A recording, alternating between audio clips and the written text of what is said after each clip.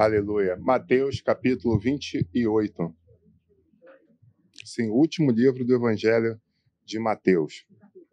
O último capítulo. Bom, a partir do verso 18, diz o seguinte: E chegando-se Jesus, falou-lhes, dizendo: É-me dado todo o poder no céu e na terra. Portanto, ide, fazei discípulo de todas as nações, batizando-os em nome do Pai, do Filho e do Espírito Santo, ensinando-os a guardar todas as coisas que eu vos tenho mandado. Ponto e vírgula. E aí ele começa uma outra sentença. E eis que estou convosco todos os dias, até a consumação dos séculos. Senhor, em nome de Jesus, eu quero apresentar essa palavra que vai ser ministrada essa noite. Desde já eu tributo toda a honra, toda a glória e todo louvor somente ao Senhor. O que eu quero pedir agora é que eu possa ser canal de bênção para a vida dessas pessoas, Senhor. Em nome de Jesus Cristo. Eu te suplico isso, já te agradecendo, Pai. Aleluia. Amém. Bom, olha que interessante. Quando a gente lê isso aqui, muitas vezes a gente já leu esse texto. É um texto muito clássico, muito disseminado no meio evangélico. Mas o que muitas pessoas não falam é que isso está relacionado a um condicional. Ele fala que estará conosco, porém, ele deixa um mandamento para que nós executemos. Então, diante do cumprimento desse mandamento, nós podemos ter certeza que algo acontecerá.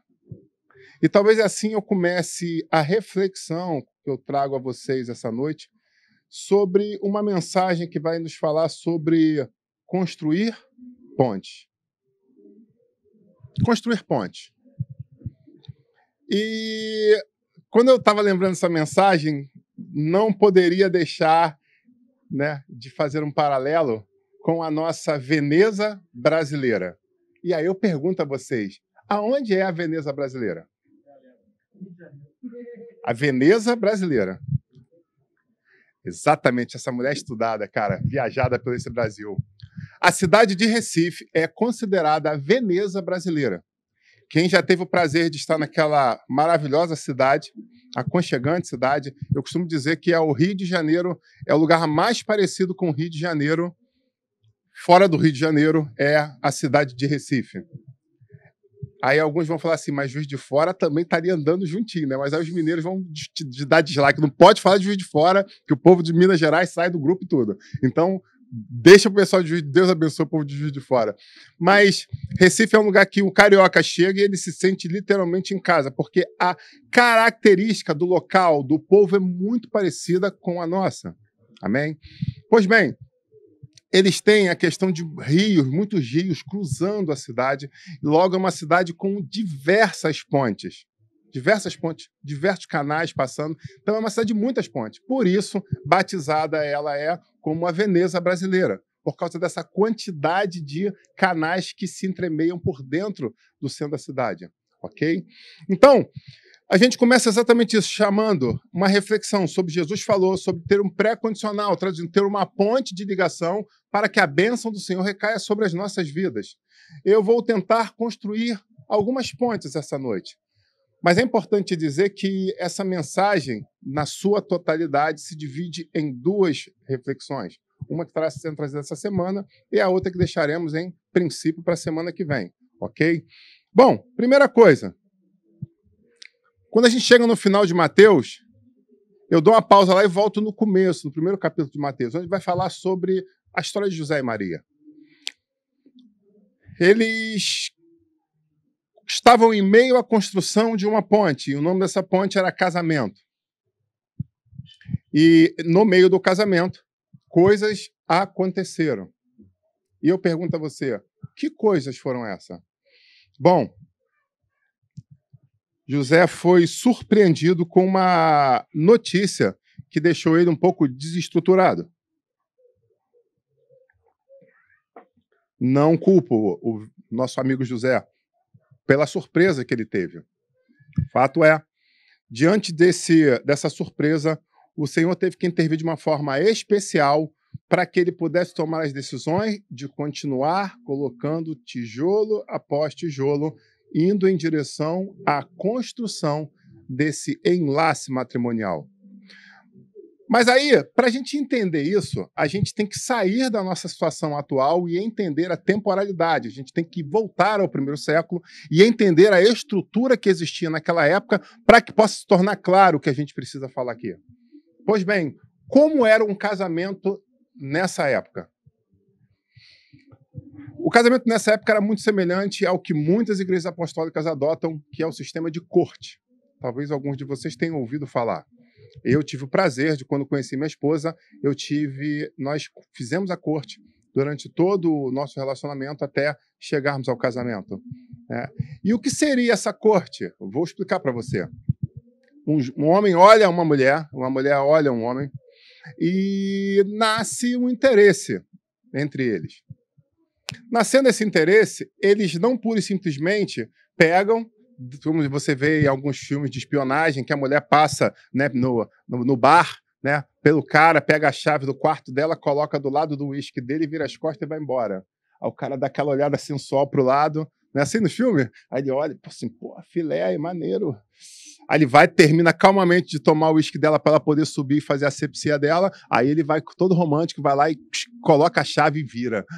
É isso mesmo. Não, a corte não é isso não, isso é patifaria do cinema, tá bom? Bom, a corte é totalmente diferente. O que acontece na corte? Você sente algo e aí você começa a estreitar um relacionamento com essa pessoa. E estreitando um relacionamento, você começa a conhecer melhor essa pessoa. Você começa a ver as características delas, os trejeitos, você começa a conversar sobre os seus sonhos, você começa a falar sobre as suas expectativas, sobre suas ansiedades, sobre as suas inquietações. Traduzindo, você começa a construir um relacionamento afetivo muito antes de um relacionamento como o que acontece nos dias de hoje, que é o relacionamento sexual. Pois bem, construindo isso, vendo cada vez mais que as pessoas têm coisas em comum, elas tomam a decisão de amadurecer isso. E aí elas levam para as suas famílias aquilo que está nascendo dentro delas. E aí cabe às famílias orarem pedindo discernimento se isso realmente é somente um fogacho de mocidade ou se isso é algo que nasce no coração de Deus para o homem. Pois bem, havendo essa confirmação por parte das famílias, agora a gente vem para uma outra fase. E essa fase é a fase das famílias se acertarem. Porque isso não está no esboço, mas eu chamo a você uma reflexão. Burro é o ser humano que pensa que você casa com uma pessoa e não leva o pacote completo. Não, eu quero somente telecine, não quero aqui TV Brasil, não quero. Não, meu filho, você assina um pacote. E no pacote vem tudo incluído, inclusive aquele sobrinho problemático, inclusive aquele primo viciado. Está vindo tudo. E agora você vai, não por simplesmente chegar para ela e falar assim, os seus problemas da sua família são seus e os meus problemas, os da minha família, são meus. A partir de agora, você sabe que eu vou lutar as suas guerras assim como você vai lutar as minhas guerras. Então não há de se falar em separação já de bens, né? Uma separação de problemas antes de começar, não. Eu tenho que contemplar essa situação e a gente vai lutar por essa situação. Eu tenho visto essa situação de sua mãe, vamos lutar por essa situação de sua mãe. Em contrapartida, eu vi aquela situação do teu irmão. Nós vamos lutar pelo seu irmão. Então, traduzindo, em meio a uma guerra, há o que eu somar energia, a somar forças. Isso é a construção de um relacionamento. Pois bem, quando os pais sentam, chegam a acordo, é o momento de se tornar noivos. Mas o que é o noivado nessa época e semelhante no sistema da corte? O noivado é um contrato pré-nupcial. Traduzindo, nesse contrato pré-nupcial, acorda-se, chega-se ao consenso e oficialmente ou moralmente, eles, a partir daquele momento, estão casados. Simples assim? Sim. A partir daquele momento, na questão da estrutura, aquela é considerada uma mulher casada, ela sai do mercado. O camarada apaga o negócio do Tinder dele. Ele apaga o Tinder.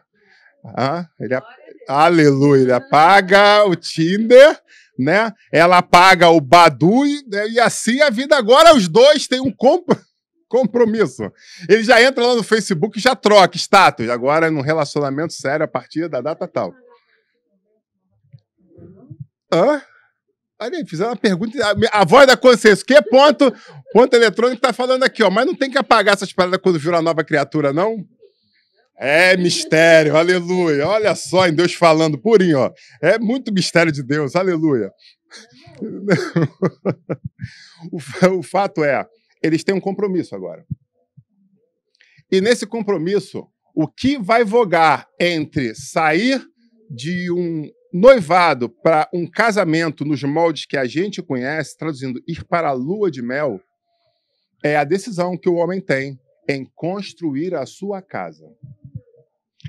Quando a sua avó falava quem casa, quer casa, ela sabia o que ela estava falando. Apesar que a sua avó não é do primeiro século, mas ela já entendia isso.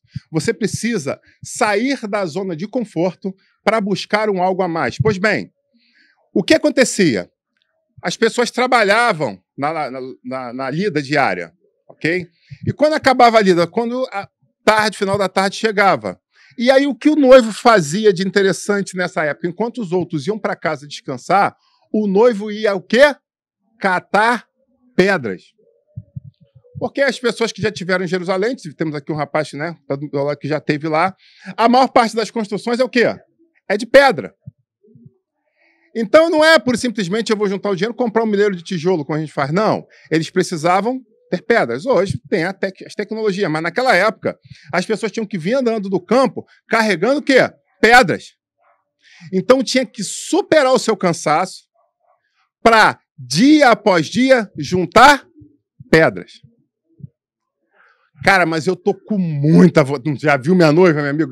Casar logo, tem que ir para as bodas logo. O que o cara fazia? Mandava igual o Rambo, né?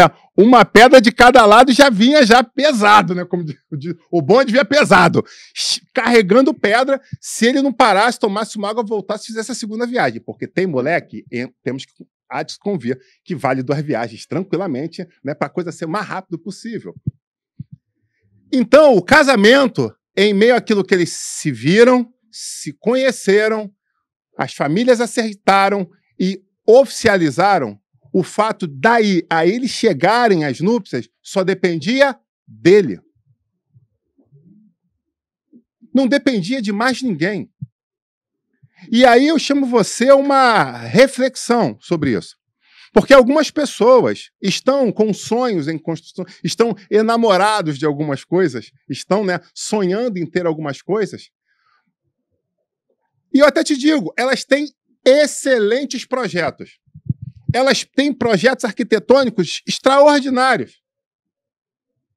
Às vezes escritos e às vezes tudo na sua mente. Fato é, entre ter um projeto pronto, entre ter uma planta baixa, entre ter uma planilha de custos e a execução, vai uma grande diferença. Existem pessoas que só vivem nas conjecturas dos pensamentos, nunca da execução. E essa é a primeira reflexão que eu trago para vocês sobre uma construção de uma ponte. Nós precisamos sair da zona de conforto, sair da mesmice, sair do marasmo e começarmos a andar em direção à construção dos nossos sonhos. Não é pura e simplesmente a juntar. Aí você fala, e agora você está ferindo a Bíblia. Calma, meu jovem. Vamos dividir então a Bíblia, vamos andar pela Bíblia. A Bíblia fala que se alguém pretende construir algo, é interessante que ele faça o quê? Que ele faça a análise de quanto ele vai gastar. Porque se ele não faz isso, ele é tido como um tolo. Fato isso. Ninguém começa, vou começar a construção tal. Mas quanto está dando? Não sei. O importante é que eu estou começando, isso que é importante, né? Glória a Deus porque eu comecei. Ok. Mas a Bíblia fala que você pode ser clavado como um tolo, por quê? Se chegando ali na frente você não tiver spread, força, esforço para concluir a tua obra, você pode ser julgado pelos seus amigos e principalmente pelos seus inimigos. Tá vendo? Tolo, imprudente. começou a perder o tempo, aplicou o dinheiro, agora, como é que fica? Pois bem, então é importante se provisionar? Sim, é bíblico, mas existem pessoas que são extremamente cautelosas e não vivem a questão real e muito menos a sobrenatural.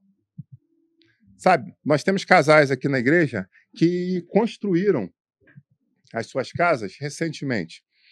E se a gente pedir a eles para fazer um workshop aqui sobre quanto custa construir, quanto custa análise, meu amigo, eles vão botar aqui, tem alguns que têm planilhas, análise, a quantidade de quentinhas que foram pagas, tem tudo na ponta do lápis para fazer esse workshop com você.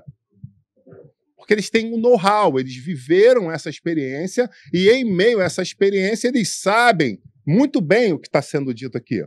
Pois bem, vou dizer mais, existem pessoas que são escravos da prolixia. Por quê? São aqueles que falam que estão fazendo, mas na verdade não estão fazendo nada. São aqueles que, não, é que nós estamos com essa semana com planejamento, aí chega no final da semana, cumpriu o planejamento 10%.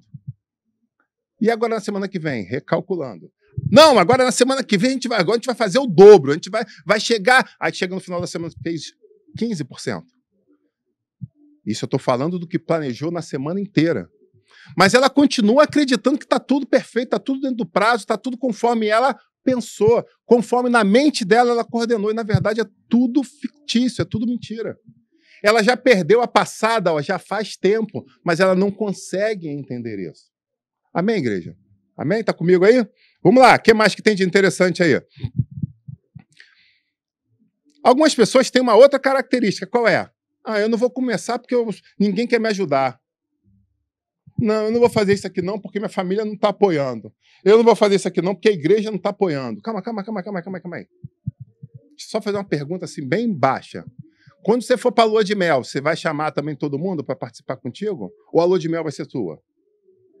A pergunta é simples, é uma reflexão grande.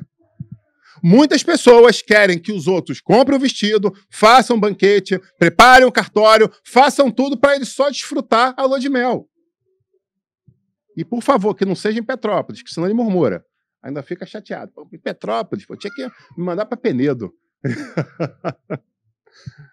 Então, a gente tem que sair da prolixia, a gente tem que se envolver nos projetos, porque a realidade é, se eu tenho um sonho, ninguém vai sonhar esse meu sonho como eu mesmo. Não adianta eu tentar colocar na tua cabeça o meu sonho. O que eu posso fazer é dividir o meu sonho com você e você, vendo esse sonho, comprar essa ideia. Mas a sensação, o sentimento nasce aonde? Nasce em você. Quem é o principal autor para dar o pontapé inicial nesse sonho? É você. É você que tem que estartar essa história. Porque quando você fizer essa história acontecer, pessoas vão olhar e falar assim, caraca, legal, esse plano é maneiro. Eu quero entrar nessa parada aqui contigo também. Eu estou vendo a tua dedicação, a tua entrega, o teu esforço, quero fazer parte. Eu quero te ajudar. Porque é uma grande diferença entre você ser um prolixo, ter um pensamento, ter totalmente uma estrutura, uma planta baixa, e você começar a botar tijolo sobre tijolo, ou pedra sobre pedra. Porque as pessoas que vão estar caminhando contigo vão estar olhando você carregando pedra. E ela vai falar assim, cara, eu estou cansado, eu estou moído. E ele está carregando pedra. Aí quando chega de noite, vê ele assentando pedra. E ver no olhar dele o amor que um passa para com o outro. Aí qual é a tendência do próximo passo? É você que é amigo, é você que é companheiro, é você que é colega. Olha e fala assim, cara, esse cara está apaixonado por essa mulher. Esse cara está fazendo 2 viagens por dia. Pô, cara, na boa. Estamos indo para casa mesmo? Deixa eu levar uma pedrinha para ele, deixa eu dar uma moral para ele. E aí as pessoas começam a viver junto com você, colaborando com você. Essa é a grande questão. Sabe, um dia desse eu vi esse rapaz ali, né? Fiquei sem nomes pela gravação, e ele tá com a cara de cansado. E eu cheguei para ele e falei assim, você tem certeza que não quer que eu vá lá te ajudar a fazer alguma coisa? Eu não sou bom nisso. Mas alguma coisa, de repente, do que está pendente, eu posso te ajudar. Eu não sou pedreiro, eu não sou mestre de obra, eu não sou pintor, mas, sei lá, de repente varrer uma parada, porque se eu te ajudar varrendo, já vai ser menos carga para você. Não foi isso? Porque quando a gente vê que uma pessoa está empenhada num sonho, a gente, caramba, esse sonho... Pô, cara, eu quero ajudar ele a construir. Está ansioso, está inquieto. As duas pessoas que tiveram em construções recentemente, a gente pôde ver a inquietude de poder entrar no seu lugar. Ok, isso é hipernormal, psicologicamente falando, não há desvio nenhum sobre isso. O fato é, a gente precisa entender que existe um delta T e que a responsabilidade por construir é nossa. O que vier a mais é lucro. Porque pode ser que hoje, amanhã, depois de amanhã, os seus amigos ajudem a carregar pedra, mas na sexta-feira a pessoa fala, não, depois da labuta, eu quero jogar um futebol, eu quero estar inteiro pro futebol. Eles têm a obrigação de continuar carregando? Não, mas em vez de olhar e falar, pô, sexta-feira me deixaram na mão, não carregaram, não. Eu tenho que olhar e falar assim, glória a Deus. Porque na terça, na quarta e na quinta me ajudaram a trazer mais pedras. Então sabe o que eu vou fazer hoje? Hoje eu vou assentar mais pedras. Porque eu já tenho uma reserva de pedras aqui, vou levantar mais alguns centímetros essas paredes para que a minha amada, que está lá do outro lado na casa dos pais, possa olhar também e o coração dela o quê? Se encher de esperança. Porque ela também está vendo do outro lado a construção. Sabe? Algumas pessoas leem a Bíblia e não entendem ela plenamente. Quando Jesus, como noivo da igreja, chegou e falou, eu estou indo para com o Pai. Eu estou fechando um compromisso contigo. Mas não se preocupe, porque quando eu for para a casa do meu Pai, o que eu vou fazer para vocês? Eu vou preparar moradas. É exatamente isso que eu estou contando para vocês que Jesus falou que ia fazer. Você fica olhando no aguardo da carreata nupcial chegar dos céus para trazer, para pegar, para resgatar vocês. Ou melhor, nós. Deixa eu entrar nisso aqui. Para entrar, para nos resgatar. Essa é a expectativa e a promessa que nós temos do céu. Que ele foi junto ao Pai para construir moradas. Para fazer exatamente isso aqui que a gente está trazendo nessa construção de casamento. E aí, quando aquela casa fica pronta, aí sai a carreata nupcial. Para o quê? Para ir buscar a noiva, que, na verdade, é para buscar a esposa. Então, acredite que existem muitos sonhos que você tem, muitas coisas na qual você anseia, aspas, desesperadamente, que, na verdade, não estão acontecendo. Não é pela culpa do mundo, não é pela culpa do diabo. Muitas das vezes, não é nem a influência espiritual, é a sua procrastinação que está tolhindo você. É a sua fala prolixa que está destruindo você. Então a gente precisa entender que existem algumas coisas que são espirituais, sim, existem barreiras demoníacas e existem coisas que estão envoltas às minhas vontades. Amém, igreja? Bom, tem uma outra coisa. Uma outra ponte que eu vou falar é sobre a ponte de construção da vida eterna. E na ponte de construção da vida eterna, eu pergunto, vocês devem ter sonhos? Eu tenho diversos sonhos. Mas eu digo a vocês que entre esses muitos sonhos que eu tenho hoje, nenhum deles supera a minha vontade de estar na Jerusalém Celestial, junto com o Pai. E aí agora a gente começa a construção de outra ponte. Como eu posso priorizar estar com o Pai se eu sou uma pessoa que veio de uma família falida? Como, psicologicamente, eu posso sonhar desesperadamente a estar com o Pai se o que eu tenho recalcado, inculcado na minha mente são traumas do passado da figura que tem esse nome, Pai? Porque muitas pessoas hoje na igreja, quando lembram de pai, lembram o quê? Frustração. Quem era meu pai? Um mentiroso. Chegava toda semana e falava, não, essa semana a gente vai ao parquinho. E no final da semana, quando via, ele estava onde? No bar. No churrasco com os amigos. Aí você chega e fala assim, pai, e o parquinho? Não tenho dinheiro. Aí, olhava para a cerveja, a mesa cheia de cerveja. É, realmente, não tem dinheiro para mim. Para a sua cerveja, tem. Ou, de repente, quando pensa na figura de pai, já chega a inclinar já chega a recolher o pescoço. Porque o pescotava voava por tudo. Bom dia! Plau! Né? Vai fazer o dever de casa. Buf, buf, tu buf. Igual aquele filme do Batman antigo. Que isso, esse é antigo, hein? Que via aqui, pá, puf,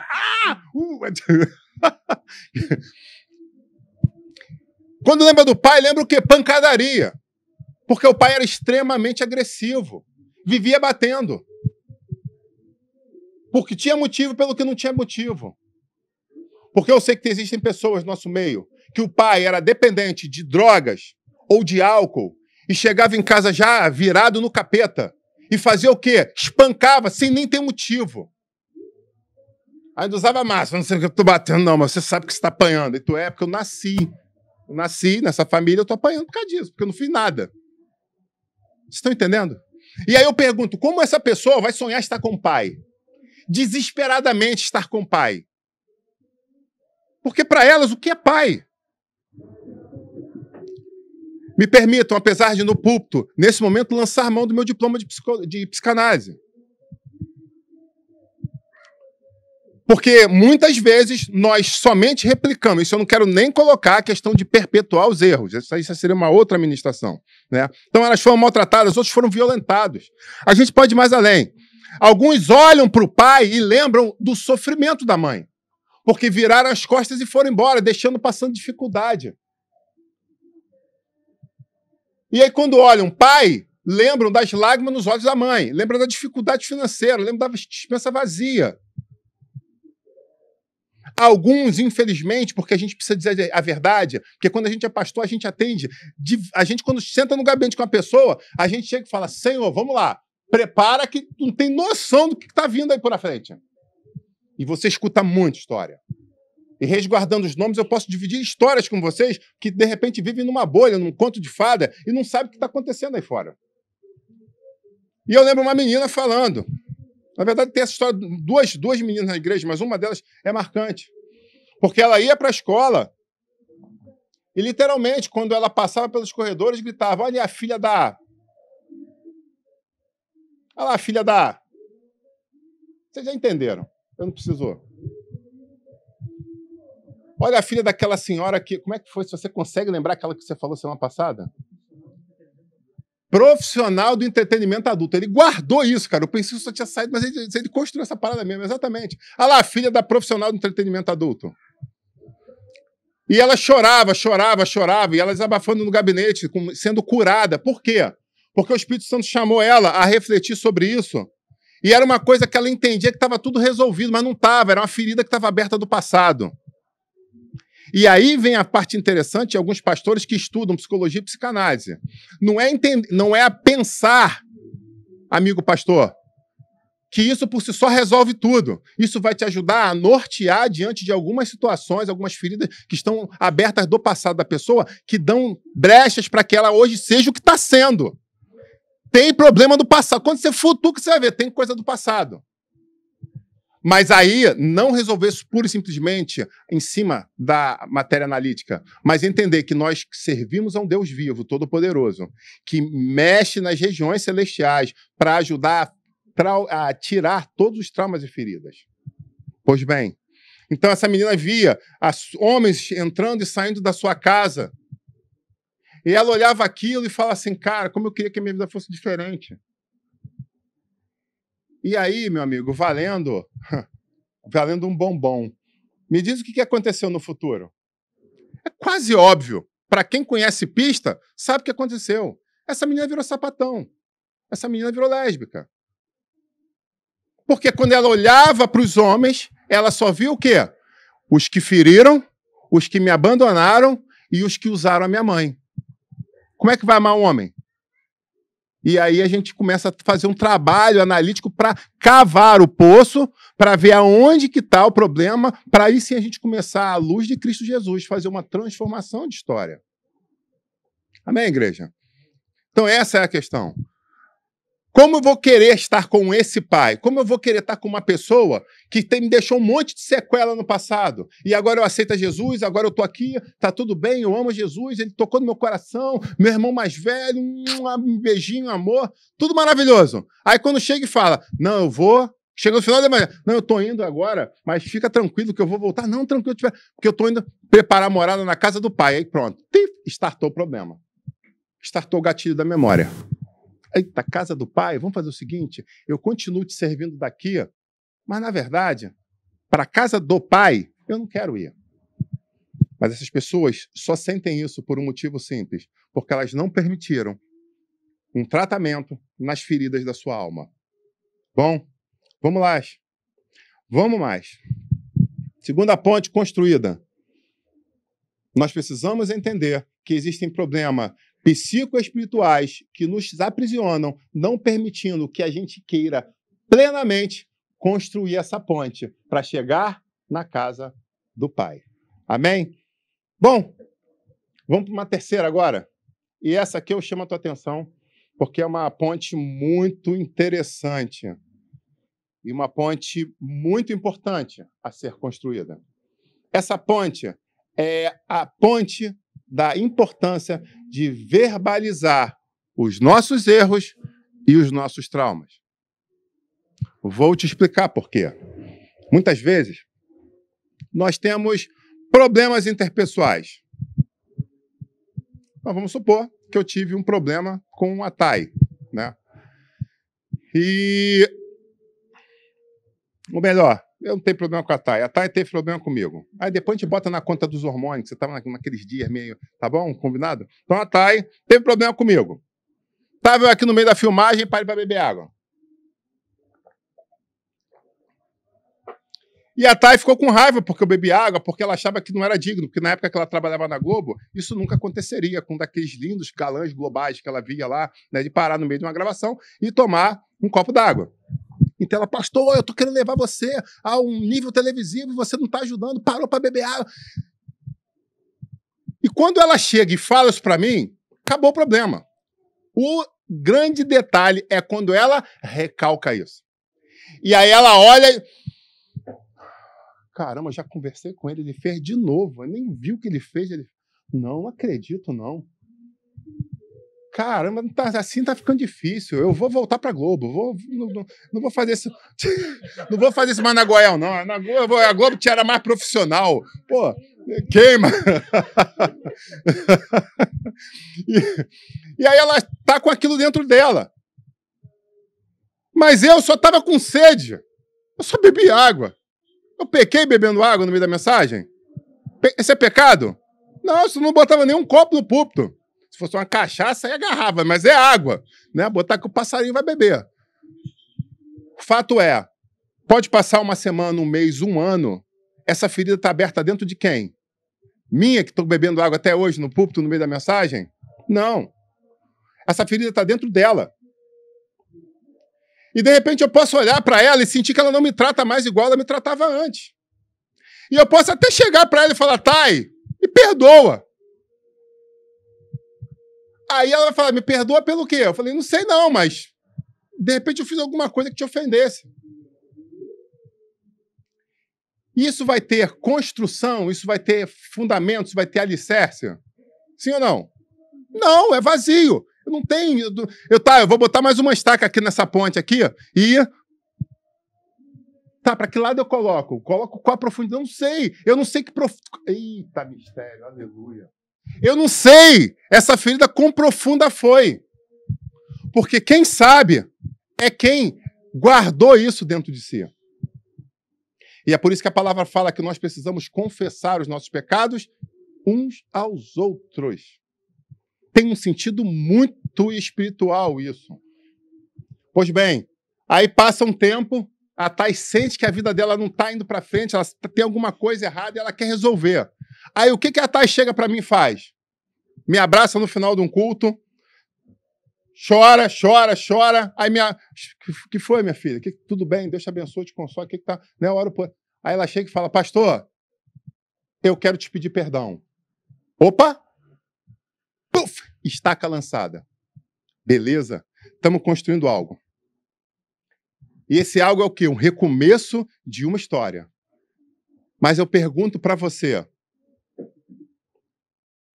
Thay, ok, eu te perdoo, mas pelo quê? Não é isso que você faz quando alguém chega para você e pede perdão? Tudo bem, você está pedindo perdão. O que houve?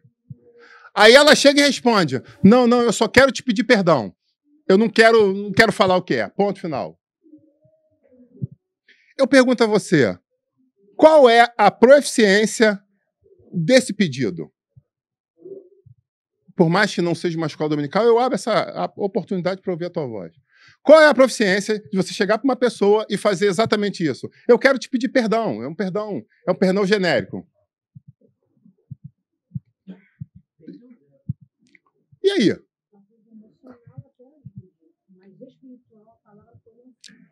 Exatamente. Nós precisamos agora dividir os diplomas. Porque, como analista, eu posso te dizer, tem uma ajuda? Sim, tem uma ajuda analítica. Você conseguiu botar uma coisa para fora. Mas espiritual, teve alicerce? Não. E eu vou te provar o porquê não daqui a pouco. Bom, muitas pessoas nos dias atuais têm seus telefones clonados. Alguns têm sua senha de e-mail roubada. E é muito interessante isso. E aproveita aqui, utilidade pública. Porque aqui na igreja a gente já estuda português, para Enem, estuda para vestibular, né? Já faz a coisa completa. Vira criança aí, está tentando me olhar, vai ficar com o pescoço torto. E aí o que acontece? Golpe do mercado. Uma pessoa chega para você, como é que tá, não sei o que, tal, e pá, e você recebeu isso, eu sou fulano de tal, eu sou o presidente da república, eu sou o gerente de um banco, eu sou o dono da Bradesco, e aí ele vai falando lá, e aí você, pá, beleza, tal, olha só, eu quero te dar um... Olha só, para confirmar que é você mesmo, eu estou mandando aí um SMS pro seu celular com 6 dígitos, aí você manda ele para mim que eu vou, né, para confirmar que é você mesmo. Meu amigo, já era. Um abraço pro gaiteiro. Mandou os 6 dígitos, tua vida já caiu na net, tá na mão de hacker. E aí eu pergunto para você, um hacker, do momento que ele invadiu o teu celular, que ele invadiu o teu e-mail, o que ele vai fazer contigo? Aí vem aquela primeira ligação, né? Eu tô sabendo aquela pasta secreta que você tem no teu telefone. Já pronto, tem gente que já infartou aí. Só falou na pasta, aquela pasta secreta. Do que você está falando, pastor? Em parte sabemos, em parte profetizamos. Hein? Olha aí o mistério, aleluia. Então, vou entregar para o seu pastor aquelas fotos que você tem com a vizinha. Ah, Jesus! Eu vou falar para sua esposa o segundo número de zap que você tem. Não, eu não vou ensinar as pessoas. Não vou falar. Não vou nem falar para não... Né, vai que... Né, eu vou entregar esse segundo zap aí, hein? Eu vou falar para ela que existe ele, hein? Ou então, eu vou mandar para o celular dela aquela senha do outro Facebook que você tem. Traduzindo, quando um hacker sequestra as suas contas, o que ele faz com você? Ele faz ameaças. E qual é o objetivo dessas ameaças, pergunto eu a você? Extorsão, exatamente. O objetivo dele é promover uma extorsão. Em outras palavras, roubar aquilo que você tem de valioso. Aquilo que você tanto lutou para conquistar, que é o dinheiro. Então, pelo resgate da tua senha, eu tenho 20 mil, mas eu não ganho nem isso. Você é que sabe. Quer cair na net ou vai pagar o resgate?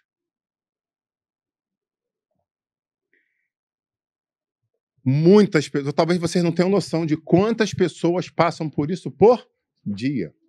No outro dia eu recebi um áudio exatamente de um estelionatário conversando com o outro, falando sobre isso. Né? Quanto que ele tinha conseguido levantar em 2 dias, em 1 semana e em 1 mês. E ele fala assim, só nessa brincadeira aí a gente já conseguiu levantar. Só eu, da turma, da equipe, só eu já estou com 20 e tantos mil nesse mês.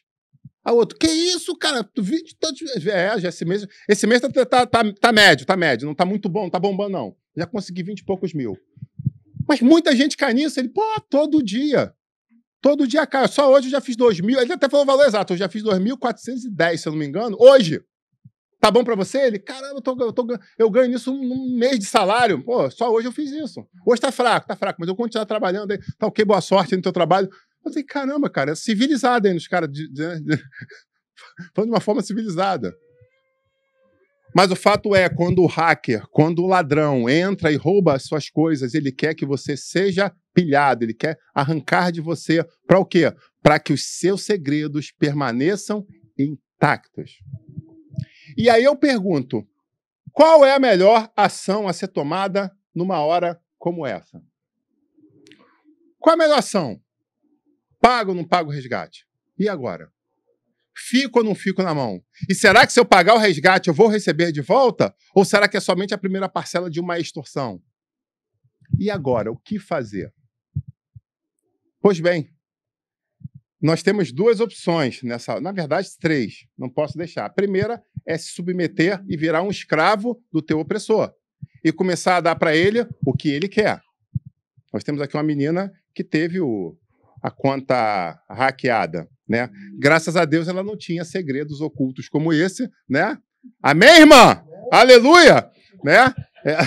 Ela só chegou e mandou a mensagem, gente, não transfere dinheiro, porque não sou eu. Aí dali eu já falei assim, eu não vou nem abrir nada que vier nesse sentido aí para não pecar, entendeu? Deixa a irmã, aleluia, vamos orar por ela. Mas graças a Deus, né, o ladrão só queria pedir, não, manda um dinheiro aí para mim, pastor, não sei o que. Eu falei, meu Deus, faz o seguinte, varão, ora mais um pouco, pede o dobro e depois já oferta para a igreja que a igreja está precisando. E vamos que vamos. O fato é, tivemos essa experiência aqui dentro, há pouco tempo atrás. O que fazer? Como resolver uma situação como essa?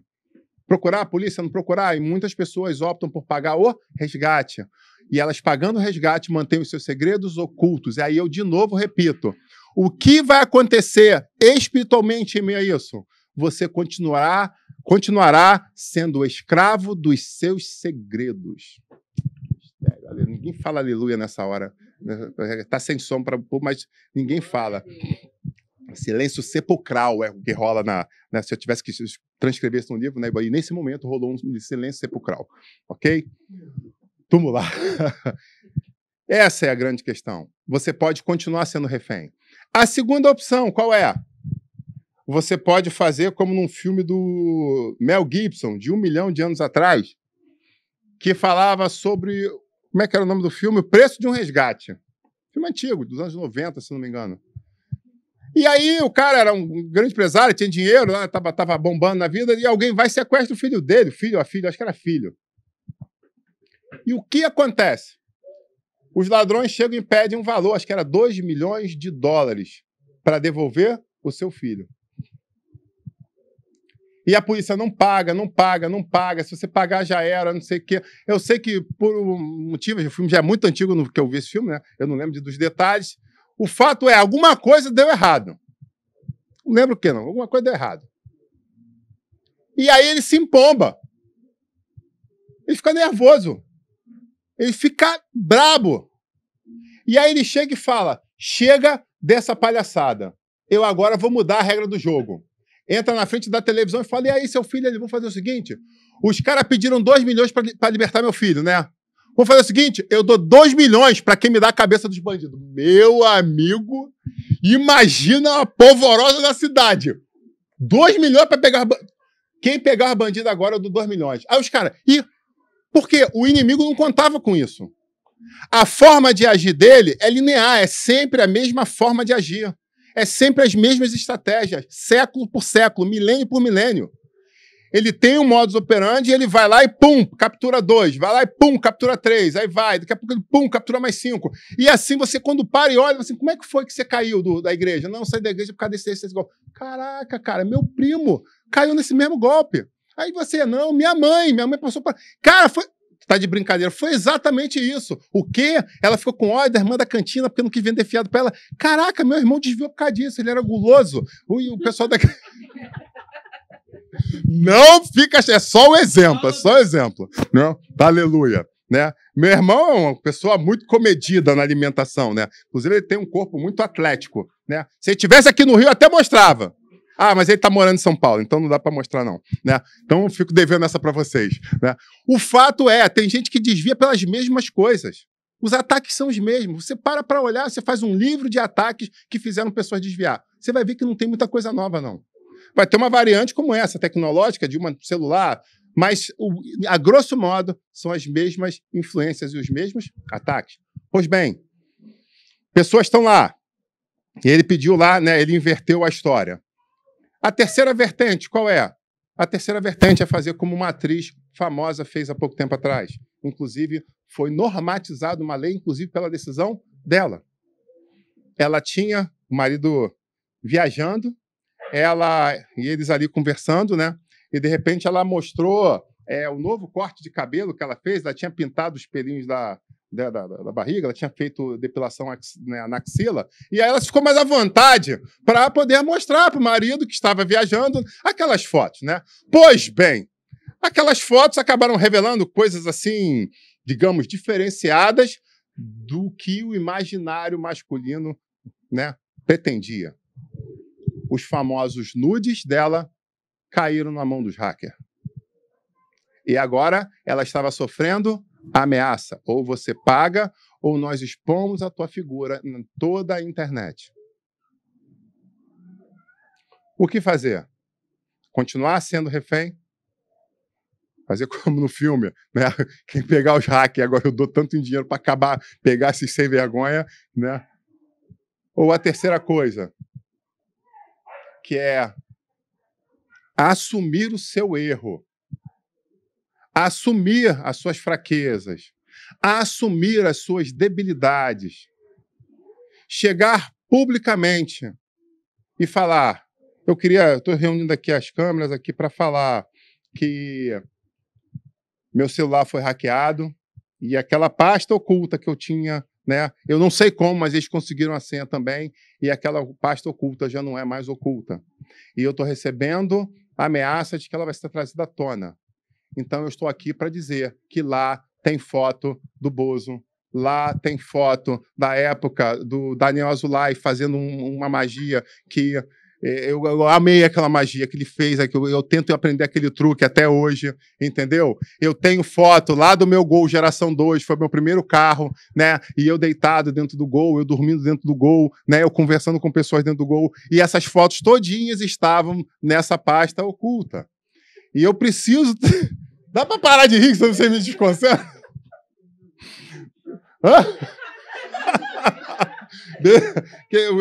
Lá tem os desenhos do Baby Shark traduzido, né, do polonês, entendeu? Na Suécia também.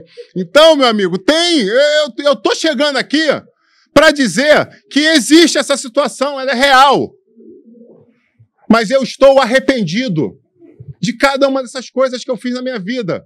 Que até esse momento eu nunca me libertei em Cristo Jesus.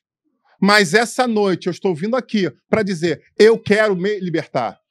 Eu confesso os meus erros, peço misericórdia a vocês e eu quero uma nova história na minha vida. Talvez seja essa a grande questão que muitas pessoas não estão tendo coragem de viver. O momento de romper com o seu passado, com seus esconderijos, com as suas prisões, porque elas já estão sendo ameaçadas há anos. E elas tentam continuar negociando esses erros do passado, escondendo ele, falando que são somente algumas coisinhas que estão guardadas. Eu creio que é passar a palavra nessa noite. E nessa hora eu fecho meus olhos, eu vejo claramente, é como se eu estivesse andando de helicóptero por cima de Recife, vendo várias pontes que cruzam canais. Às vezes de alguns em alguns. Se vocês nunca viram, eu convido você a procurar fotos depois para você entender o que eu estou vendo. E pontes sendo construídas, e as pessoas glorificando a Deus, porque agora existe um novo caminho. E Jesus Cristo é realmente isso, um novo caminho para viver uma nova vida. E Ele a todo momento está disposto, como o nosso grande construtor, a chegar e falar, você tem a planta, você tem um sonho, eu posso te ajudar a construir. A gente vai fazer o seguinte, você vai carregar as pedras, você vai trazer até aqui.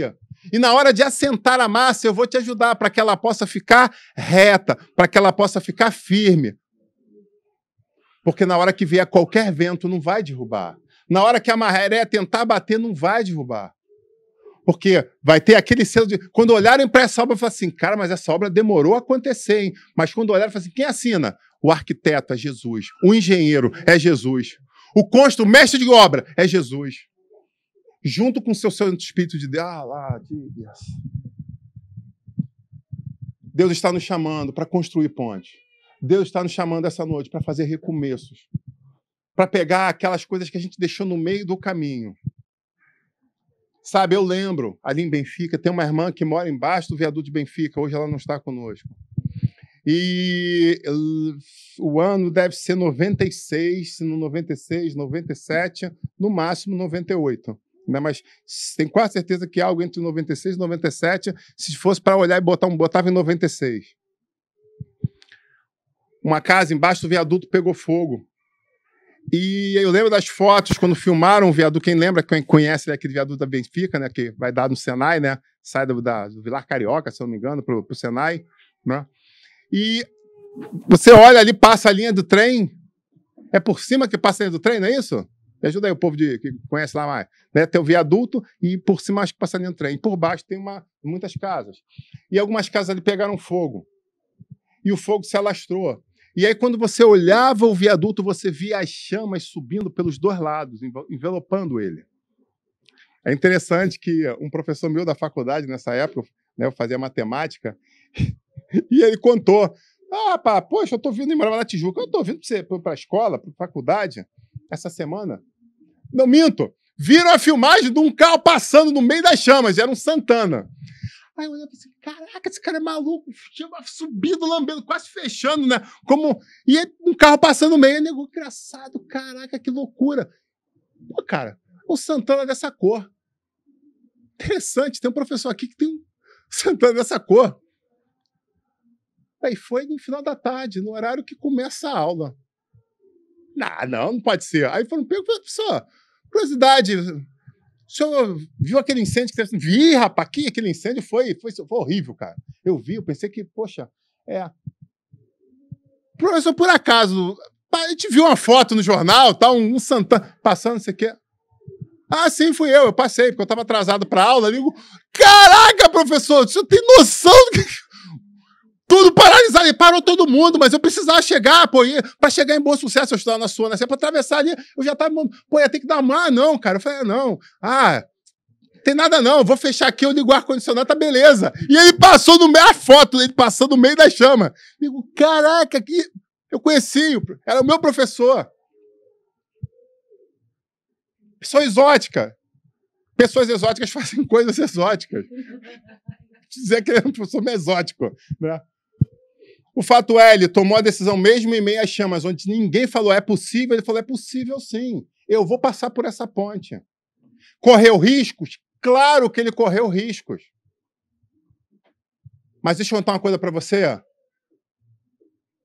Ele tem essa história para contar. Muitas pessoas não querem correr riscos, mas nunca vão ter histórias para contar. Ou melhor, vão ter histórias terceirizadas, vão ter biografias, às vezes, não autorizadas para relatar. Eu vivi com uma pessoa que fez isso. Sabe, eu não estou pedindo você para sair passando no meio de incêndio pensando que você é imortal, não é isso. Eu não estou pedindo para você ser um inconsequente, não é isso. Mas eu estou convidando você a refletir sobre o que é coragem. Algumas pessoas, nos dias de hoje, ainda estão trancanfiadas em casa porque elas estão escravas do medo. Nós já conversamos sobre isso. São barreiras psicológicas, e aí, de novo, eu coloco psicoespirituais, porque existem demônios que estão travando pessoas, impedindo pessoas de voltar a uma vida, estão passando talvez fome, necessidade dentro de casa, mas elas não têm coragem de sair. Elas têm diversas pastas secretas na sua vida, mas o que está com medo é de morrer de Covid. Onde, na verdade, eu convido você a resolver todos os problemas que você tem, para que seja o que aconteça no dia de hoje ou de amanhã, você tenha certeza da tua ponte construída para a casa e as moradas do Pai. Em nome de Jesus, construa as pontes. Em nome de Jesus, faça o que precisa ser feito. Não tenha medo. Não tenha medo. Pois bem, terminando a história da menina, né, que tomou a decisão, ela teve coragem. E a coragem dela marcou tanto que quando os hackers falam assim, não, agora só por causa disso eu vou lançar, tudo que foi revelado perdeu peso. Não tinha mais aquele frisson, aquela graça, ela já desconstruiu. E aí eu saio exatamente desse ponto e volto na questão do perdão com nome e sobrenome. Quando eu chego para uma pessoa e falo, eu quero te pedir perdão. Ok, mas pelo que você quer pedir perdão? Não, isso não importa, eu só quero pedir perdão. Eu pergunto a você, você está construindo pontes com isso? Será que isso está sendo pleno? Será que isso tem fundamento, raiz?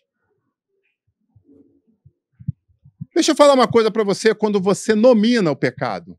Quando você nomina esse pecado, o teu opressor perde força. O teu opressor perde o que ele tinha guardado. Você está entendendo isso? Se eu cheguei para você e um dia eu, sei lá, peguei na tua carteira, eu estava necessitado de fome, eu vi tua carteira no mar, peguei R$10. Tá, você não faliu, você não morreu por causa disso, eu vi você, seguiu a vida, daqui a pouco você está tranquilo. E eu olhei e falei assim, graças a Deus não aconteceu nada. Não, eu tenho um bloqueio, uma barreira espiritual na minha vida que está atrelada ao quê? Ao relógio que você me emprestou e eu te devolvi depois de uma semana? Não. O nosso vínculo, a prisão espiritual que eu estou, se chama roubo de R$10. E quanto a gente na nossa vida fica nominando, me perdoa, me perdoa, me perdoa. Perdoa por quê? Me perdoa, porque a dor continua. Mas quando eu chego nos teus olhos e falo, teve um dia, no ano, sei lá, 2018, eu estava com muita fome. E você estava ali, estava no futebol, lá com os amigos, e eu vi ali a tua carteira. E eu vi que para fora ainda estava saindo assim a nota de R$10. E eu olhei e falei, cara, você, casado com outra servidora federal, você, vivendo, né? Tem um carro da Barbie, o negócio, aquele carro da Barbie é caro, meu amigo. Não vai fazer falta 10. Não vai fazer falta 10. Ele não vai ter problema por causa de R$10. Ele não vai nem sentir falta. Aí eu fui lá e, naquele dia, eu peguei os R$10 de você. Então, eu quero te pedir perdão. Porque em 2018, eu roubei R$10 de você. Você tinha confiança de deixar a sua carteira do meu lado e eu destruí essa confiança. Vocês concordam comigo que é totalmente diferente de eu chorando copiosamente chegar para ele e falar assim, eu queria te pedir perdão. Perdão pelo quê? Para ele, diferença fez? Nenhuma. Mas para mim faz toda. Então, se você tem problemas no passado com pessoas, onde você, de uma forma genérica, pegou lá e dipirona, né? 30 gotas de dipirona, bota 30 gotas de dipirona e a vida que segue. Se você tem o costume de fazer isso, eu quero convidar você a mudar a sua forma de agir. Se você tem traumas do passado, que, na verdade, quando você olha com calma pelo seu corpo, tem feridas no seu corpo, que nunca cicatrizaram, eu convido a você a refletir com todo carinho de pastor e como analista, que isso tem nome e sobrenome. É você chegar para a pessoa que foi ofendida, usando a Bíblia, e pedir perdão para ela pela ofensa que foi sofrida. Sabe, eu saio agora de vocês e vou na história dessa menina. Os anos passaram e ela aceitou a Cristo como Senhor e Salvador. A filha da mãe do entretenimento adulto. E agora ela está na igreja lutando contra os fantasmas, contra os demônios que assolam ela. Porque os demônios, por mais que ela aceite, ela busque, ela ora, ela se consagra, ela jejue, ela continua ouvindo as vozes opressoras satânicas no ouvido dela. As vontades continuam sendo avassaladoras sobre ela. E ela chega para mim e fala, pastor, o que está acontecendo? Eu já não sei mais o que fazer. Eu falei, vamos por parte, então. Vamos fazer as duas coisas.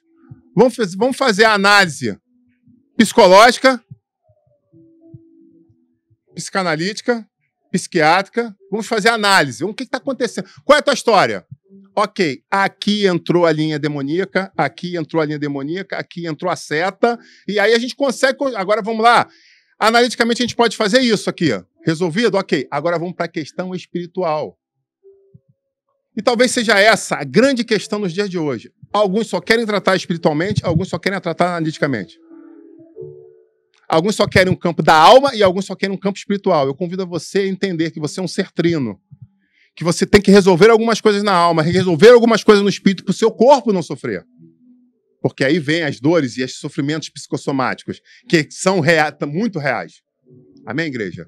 Pois bem, e aí eu comecei a trabalhar com aquela menina e a gente foi trabalhando e aí a gente chegou a uma conclusão. agora que a gente chegou e resolveu os seus traumas, existe uma barreira que precisa ser rompida. Você agora precisa chegar na sua mãe e pedir perdão a ela, porque você odiou a sua mãe. E por que você odiou a sua mãe? Você odiou a sua mãe porque ela feriu você no passado. E por mais que você não souber, no caso da mãe dela, a mãe sabia o que tinha feito. Então seria muito fácil para ela chegar e fazer o quê? Minha filha, na verdade, quem tem que pedir perdão sou eu. Porque eu não tive fé, eu não tive perseverança, eu não quis uma carteira assinada, eu quis ir pelo caminho mais fácil. E eu optei por me prostituir. Então, na verdade, eu que te feri. Olha que profundo isso. Você tem a possibilidade de construir um link para as pessoas. Nesse caso, nesse testemunho que eu estou contando, as duas tinham traumas, as duas tinham feridas. Mas quando um decidiu falar alguma coisa que estava em aberta, deu a oportunidade dela se libertar. Uau, agora eu pedi perdão à minha mãe. E pastor, você não tem ideia, o quê? A minha mãe confessou também o erro dela e me pediu perdão. Traduzindo, os dois ganharam. Os dois agora estão livres. A minha mãe e eu. Mas ainda existe uma outra possibilidade. E a outra possibilidade, por exemplo, é essa história que eu contei entre eu e uma história fictícia, entre eu e a Liberta Globeleza, né? Não é uma beleza essa menina que era da Globo? É uma Globeleza.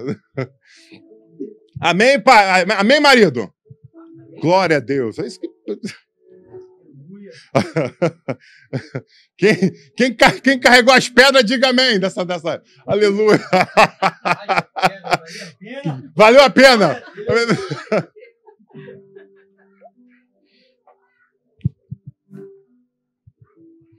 Quando ela chega a mim e fala, pastor, a gente precisa conversar. E, de repente, mais uma vez, ela começa a chorar. Mais uma vez, ela começa a se emocionar porque aquela ferida está dentro dela. E ela chega e fala, eu nunca mais fui a mesma depois que eu te julguei exatamente pelo copo de água que você bebeu.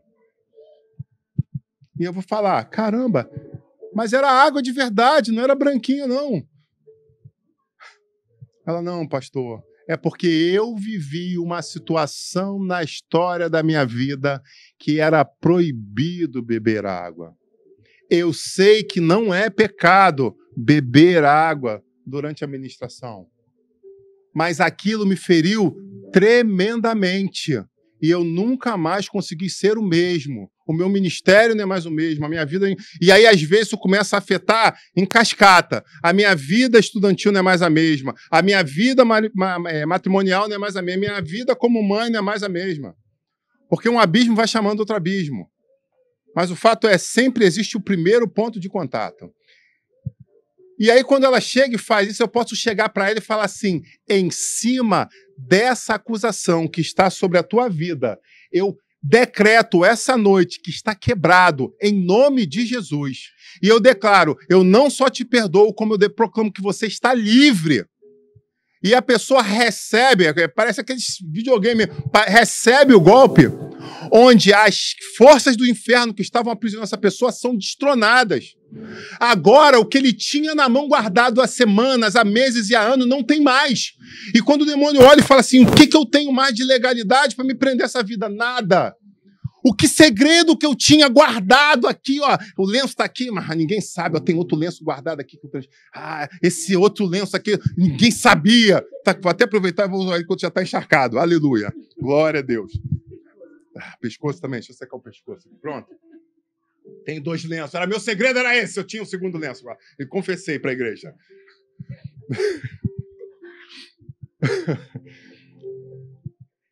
Só que tem um detalhe. Nesse caso, diferente da mãe de entretenimento adulto, quando ela me conta isso, o beber água era pecado? Não. Eu errei com ela por beber água? Não. Mas ela agora está liberta? Está. E glória a Deus por isso. Só que a história não termina aí. Porque tem mais um detalhe. quando ela for embora liberta, quando eu voltar para minha casa, eu vou ter a oportunidade de fazer uma coisa que eu nunca tive antes. Que na próxima vez que me der sede num culto, eu olhar para esse copo e falar, eu sei que não é pecado beber água durante o culto. Mas será que vale a pena eu beber de novo? Quando você nomina o pecado, nomina a dor que alguma pessoa te fez, por mais que aquilo que ela tenha feito não seja pecado, ela também tem a oportunidade de rever os seus passos. E ela pode, eu posso chegar agora no próximo culto, eu estou cheio de sede e pensar, cara, é pecado? Não. Mas por amor, eu não vou beber mais água durante o culto. Eu vou me hidratar antes. Quando for me chamar, eu vou beber um copão. E quando eu descer do púlpito, eu bebo outro. Mas eu não preciso mais beber água. Porque tudo me é lícito, mas nem tudo convém. Mas para que eu possa aplicar esse versículo, ou é por revelação divina, ou é você que quer ser liberto, dar a oportunidade daquele saber o que aconteceu. Amém, igreja? Eu encerro agora essa mensagem pedindo ao Deus Altíssimo que contemple o teu coração, tanto os presentes como os que estão conosco na internet. Que essa noite seja uma noite de tomada de decisões. Talvez não vale a pena você fazer a coisa abruptamente. Talvez a pessoa que te feriu está até assistindo esse culto com você, ou está em outro cômodo. Ou você amanhã, quando chegar no trabalho, vai se ver de frente com ela. Eu quero convidar você a não agir abruptamente, não. Eu quero convidar você a orar, perguntando ao Pai a forma certa de abordar essa situação. Porque nós temos muita, como eu falei, um pastor, com todo esse tempo que a gente acaba ouvindo muita história. E nós temos o relato de um marido que traiu a esposa, e quando ele saiu do motel, ele pegou o telefone, ligou para ela e falou, você está onde? Ela, estou aqui e tal. Você tem como dar um pulinho no meu serviço que eu estou de plantão? Tem sim, eu estou indo aí. E quando ela chegou no serviço, falou assim, olha, eu preciso te falar aqui, ó, te traí hoje, eu fui para a cama com fulano de tal, foi assim, assim, assim, no motel tal, quarto tal, isso aqui. Pronto. O inimigo não pode, a mulher infartando. E ele, pronto, estou liberto, aleluia! Glória a Deus! A mulher acabou no coração. Ele viu, Satanás, você não ia se andar com a minha vida nem com o meu casamento. É a mulher do chão já caída. O desfibrilador, a bombeira. Ele, aleluia. Eu sou livre. Canta e tudo. Quando o cara me contou isso, meu amigo, eu olhei em volta, assim, não tinha uma perna de 3 para sair batendo nele. Eu olhei assim, eu falei, vou pegar ele agora, meu.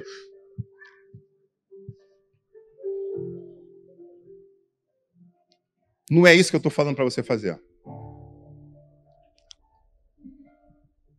Primeira coisa que eu falo para você, Deus deu unção pastoral para pessoas que são falhas igual a você, mas que têm uma sensibilidade no espírito, uma conexão com o Altíssimo diferenciada e pagam preço por isso para te ajudar a resolver certas coisas. Então, a primeira coisa que eu falo, procure o seu pastor ou sua pastora e converse com eles. Para aí vocês poderem construir a forma de retomar essa construção. Porque o homem pode ser julgado pelo que fala e como fala. Você pode fazer um preparo emocional na pessoa. O casal pode falar, olha, a situação é assim, e aí você vai preparando, traz uma estruturação emocional / espiritual, para que num dado, agora, vamos lá? Beleza, agora os dois estão firmes, estão coesos. Você sabe o que vai fazer? Não, eu vou falar daquela lingerie cor-da... Não, lingerie não, cara. Você vai falar, não entra em detalhe, não precisa entrar em detalhe. Desculpa. Então vamos lá. Agora você vai chegar para ela e vai pedir perdão por ter traído ela. Você consegue entender que você pode fazer a mesma coisa de uma forma totalmente diferente? Então é isso que eu convido a você que está assistindo, principalmente pela internet, mas não diferente de vocês que estão presenciais. Procure os seus pastores, porque existem algumas coisas que você precisa romper de imediato. Essa noite, se tiver oportunidade, faça. Amanhã, quando chegar no serviço, tiver oportunidade, faça. Se amanhã, quando chegar na escola, para quem não está tendo mais, não sei, é atemporal, a internet, então amanhã, quando você chegar na escola, você tem oportunidade, faça. Final de semana você vai na casa dos seus tios, dos seus avós, faça. Faça. Faça. Faça como aquela atriz que chegou diante de todo e falou assim, chega, não quero mais ser escrava disso, eu não quero mais ficar pagando dinheiro para isso. Acabou agora. E botou para fora. Faça como ela. Quebre esse grilhão, quebre essa prisão em nome de Jesus, para que você possa viver em liberdade plena, para que o Espírito Santo possa fluir através da sua vida e você possa voltar a ser um canal de bênção. Igreja do Senhor, em contrapartida eu termino dizendo, exerça amor, exerça carinho, exerça perdão, exerça compaixão. Algumas pessoas que nosso meio, que você nunca imaginou, podem fraquejar sim. Recentemente, infelizmente, um pastor na mídia caiu por problemas sexuais. E foram um apóstolo da igreja dele, botar ele na parede e falar assim, você não sabia disso? Ele falou, sabia, porque ele estava em tratamento. E a gente estava lutando juntos. Não é segredo para mim. Mas, infelizmente, em meio a este tratamento, ele fraquejou. E dessa vez, pegaram a caixinha secreta. Antes que ele conseguisse a liberdade plena, aconteceu. Ele está pagando agora pelos seus erros. Fato. A questão é, o que a igreja fará diante disso? E ele convidou, eu te convido a agir com misericórdia. Muitas pessoas querem hoje, no lugar de pai ou no lugar de filho, exercer a função do pai, de juiz. Ame os seus irmãos. Ame ao teu próximo como a ti mesmo. Tenha empatia. Se coloque no lugar da pessoa e pense, cara, isso podia ter sido comigo. Isso podia ter sido com meu pai. Isso podia ter sido com meu filho. Caramba, eu não desejo isso para ninguém. Cara, eu vou orar para essa pessoa. Se é alguma pessoa do meu ciclo, eu vou ligar para saber como é que ela está. Ela errou? Fato, ela errou. Não se preocupe, já vai ter muita gente para cobrar o preço dessa comanda. Mas você pode ser um diferencial de transformação de história de uma vida. Seja canal de bênção, seja um amigo, seja um ombro para aquele que está precisando. Amém? Quero convidar você a se colocar de pé, em nome de Jesus Cristo.